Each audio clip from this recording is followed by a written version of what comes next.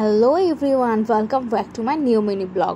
হে cuties, আজকে সকালটা আমার ভীষণই সুন্দর ছিল, ভীষণই মধুর ছিল। কারণ আজকে আমাকে রান্নাবান্না করতে হয় না। আমি বলেই দিয়েছি, যেদিন আমার রান্নাবান্না করতে হয় না সেদিন খুব ভালো লাগে।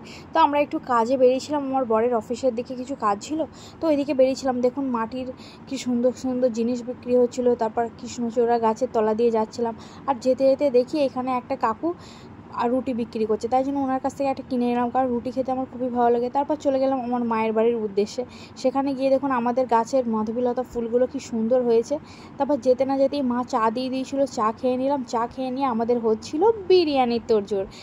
মোটামুটি মায়ের এখানে সাজানো গোছানো সব হয়ে গেছিলো, মানে জিনিসগুলো আর কি। এরপর শুধু রেডি করার পালা। আর এখানে আমি দেখছিলাম যে খড় রয়েছে 4টি, তাই ভাবলাম যে খড় কাটতে বসে পড়ি। শখের বশতই বলতে পারেন, ভীষণই ভালো লাগে। আগেও ছোটোবেলায় 1-2বার কেটেছি, এখনও ভালো লাগছে, তাই জন্য ভাবলাম যে একটুখানি কাটি।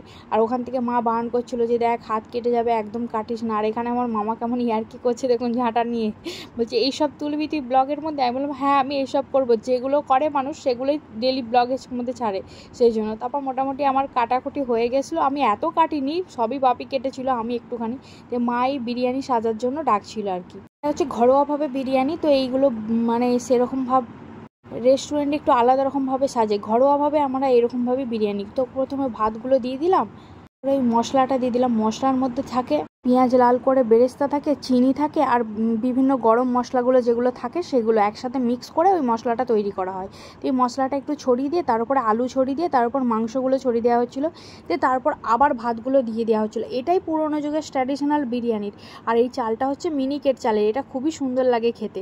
তারপর মা একটু দুধ দিয়ে দিচ্ছিলো ওখানে, দিয়ে তারপর কালার আসার জন্য কালার দিয়ে দিচ্ছিলো। এখানে স্যাফরন আর দুধ ভিজিয়ে আগে থেকেই কালারটা করে রেখেছিলো, দিয়ে হয়ে গেল রেডি। মা এবারে দমতে দেওয়ার জন্য রেডি করে ফেলেছিল, দিয়ে রেডি ফেডি হয়ে যে আমরা চান টান করে নিলাম। তারপর দেখুন মা চান টান করে নিয়ে মাথায় ঢাকা দিয়ে কি সুন্দর নতুন বইয়ের মতো বিরিয়ানির হাঁড়ি খুলতে আরম্ভ করলো। আর কি সুন্দর টেস্ট হয়েছিল বন্ধুরা, যে কি বলবো।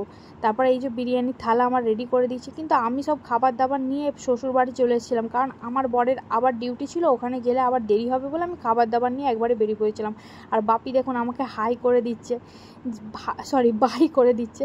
এখানে আমার বর আপনাদের উদ্দেশ্যে হাই করে দিচ্ছে। তারপর কি আমি শ্বশুর বাড়ি চলে এলাম, আর বাঁধের রাস্তাটা কি সুন্দর লাগছে। আর বৃষ্টি পড়ছিল বলে অনেক তাড়াতাড়ি করে চলে আসছিলাম, কি করব বলুন। কিন্তু খিদেও পেয়ে গেছিলো, আর বিরিয়ানি বলে কথা, তো খিদে তো পাবেই। এই দেখুন মা এই বড় টিফিনের মধ্যে আমাদের দুজনের জন্য দিয়ে দিয়েছিলো। প্রচুর সাফিসিয়েন্ট হয়, তারপরও মায়ের মনে হয় যে কম হয়ে গেছে। ওই তো বলে না, মায়ের মন, একটা রুটি চাইলে 2টো রুটি দিয়ে দেয়। তারপর এখানে আমি আমার বরকে সার্ভ করে দিচ্ছিলাম, দিয়ে বিরিয়ানি ফিরিয়ানি সার্ভ করে খাওয়া দাওয়া হয়ে গেল। তারপর মনে হলো একটু কোল্ড ড্রিঙ্কস খেলে ভালো হয়, সেই জন্য চলে গেলাম ভি-মার্টে গিয়ে একটু কোল্ড ড্রিঙ্কস নিয়ে নিলাম। ঠান্ডা ছিল বলে এটাই খেলাম। এখানেই শেষ করলাম আমার মিনি ব্লগ। ভালো থাকবেন আর লাইক করবেন, শেয়ার করবেন।